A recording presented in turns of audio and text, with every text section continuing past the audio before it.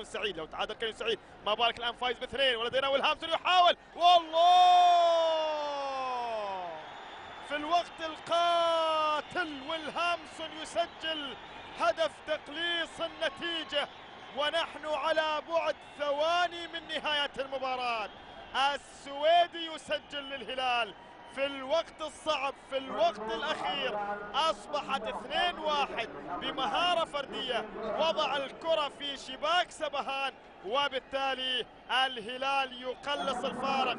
الكل يأمل الآن، كل ما تبقى ثواني قليلة، هل يحقق الهلال المعجزة؟ هل يستطيع العودة؟ لكنها أصبحت صعبة، الوقت قارب من النهاية، لعلها الفرصة الأخيرة للهلال. كرة موجودة والفرصة لا زالت قائمة، وكرة ملعوبة والهامسون هوبا إلى ضربة ركنية. لا زال الأمل متبقي يا هلال، لا زال كل شيء وارد.